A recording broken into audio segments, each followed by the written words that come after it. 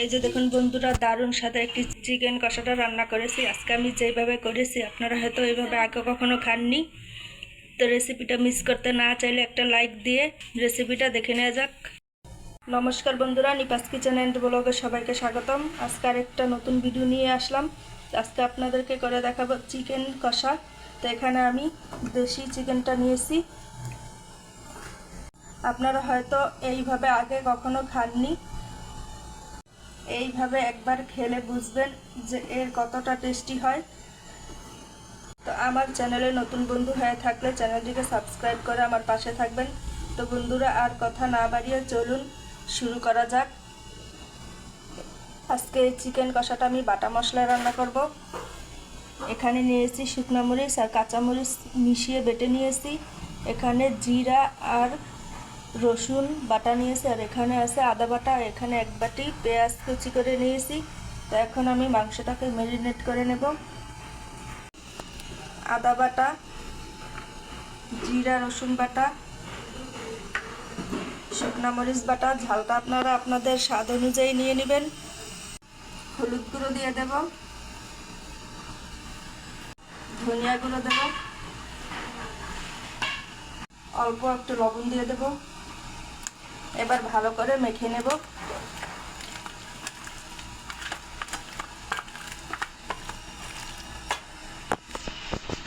তো এই যে এবার মাংসটাকে আমি মেখে নিয়েছি, এইভাবে রেখে দেব। এখন রান্নাটা শুরু করে নেব। তো যে সকল বন্ধুরা আমাকে আগের ভিডিওতে কমেন্ট করেছেন তাদেরকে অসংখ্য ধন্যবাদ আমার পাশে থাকার জন্য। আশা করি এইভাবেই আমার পাশে সবসময় থাকবেন, আর রান্নাটা স্কিপ না করে সম্পূর্ণটা দেখে নেবেন। কড়াই বসিয়ে দিয়েছি, গরম হয়ে গেছে। সরষের তেল দিয়ে দেব। এখান থেকে কিছুটা পেঁয়াজ আমি বেরেস্তার জন্য ভেজে দেব। এই যে দেখুন, পেঁয়াজটা আমি ভেজে নিয়েছি। এখন কিছুটা কাজু বাদাম দিয়ে দেব।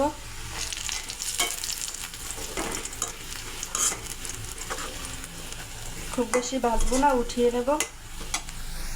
দুইটা আলু কেটে নিয়েছি, সিদ্ধ করে ভেজে নেব।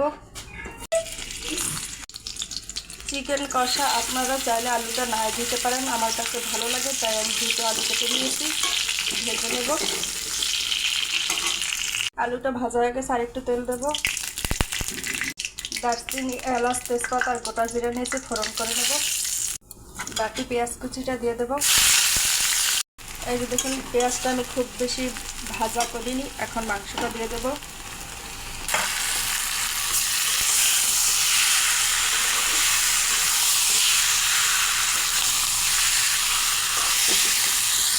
এই যে দেখুন, মাংসটা আমি কিছু সময় ভেজে নিয়েছি। এবার একটু ঢাকনা দিয়ে ঢেকে দেব।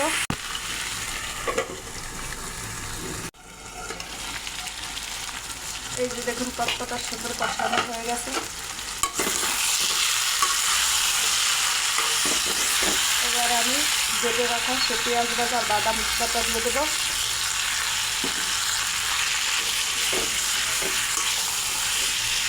এটা দিলে এই চিকেন কষাটার স্বাদটা আরও বেশি হয়।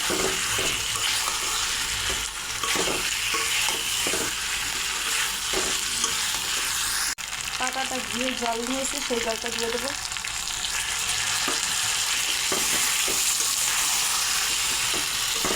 মাংসটা পুরো সেদ্ধ হয়েই গেছে।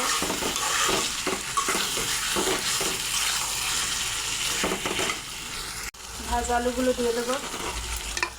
আলুর সঙ্গে মাংসটা মিশিয়ে নিয়েছি। তো যে সকল বন্ধুরা আমার আগের ভিডিওতে কমেন্ট করেছেন তাদেরকে অসংখ্য ধন্যবাদ এইভাবে আমার পাশে থাকার জন্য।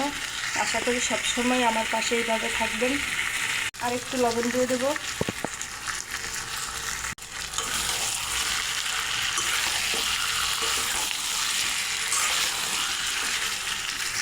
আবার একটু ঢাকনা দিয়ে ঢেকে দেবো।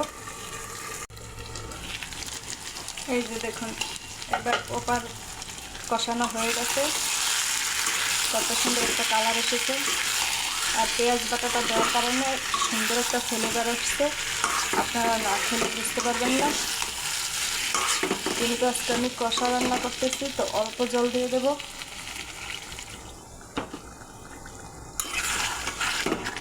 এই জলে মাংসটা পুরোপুরি সিদ্ধ হয়ে যাবে।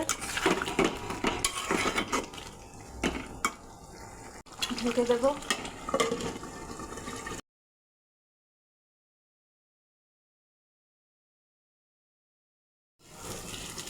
এই যে দেখুন বন্ধুরা, কত সুন্দর একটা কালার এসেছে। রান্নাটা আমার হয়ে গেছে। কতটা লোভনীয় দেখাচ্ছে। এই লোভনীয় রান্নাটা আপনারা মিস করতে না চাইলে একবার খেয়ে দেখবেন এইভাবে করে। এবার গরম মশলাটা দিয়ে দেব।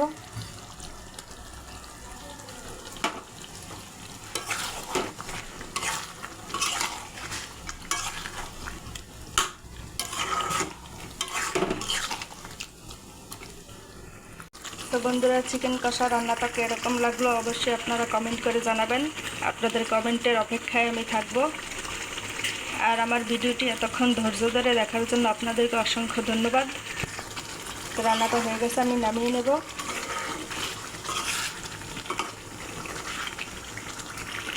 তো আবারও সকল বন্ধুকে অসংখ্য ধন্যবাদ জানিয়ে ভিডিওটি এখানেই শেষ করছি। আবার ফিরে আসছি নতুন আর একটা ভিডিও নিয়ে। ততক্ষণ আপনারা আমার সঙ্গে থাকুন। সবাই ভালো থাকুন, সুস্থ থাকুন। নমস্কার।